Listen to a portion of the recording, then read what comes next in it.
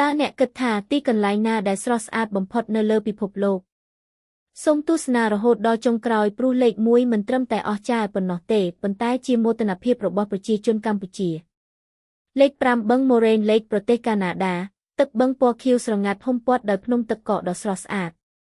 លេខ4កោះ Maldives ឆ្នេរខ្សាច់ទឹកសមុទ្រថ្លាដូចកញ្ចក់និងទេសភាពដូចឋានសួគ៌លេខ3កោះ Santorini ប្រទេសក្រិកល្បីដោយផ្ទះពណ៌និងទេសភាពថ្ងៃលិចដ៏អស្ចារ្យលេខ2ឧទ្យាន Yangtze ប្រទេសចិនភ្នំថ្មរាប់រយកំពូលឈរខ្ពស់កណ្ដាលពកដោយពិភពអាថ៌កំបាំង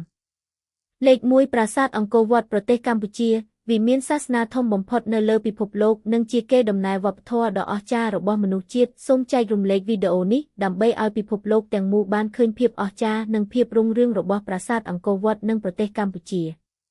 ប្រសិនបើអ្នកមានមោទនភាពចំពោះកម្ពុជាសូមចុចចែករំលែកវីដេអូនេះដើម្បីឲ្យពិភពលោកបានឃើញប្រាសាទអង្គរវត្តហើយកុំភ្លេចចុច Follow សម្រាប់វីដេអូចំណេះដឹងថ្មី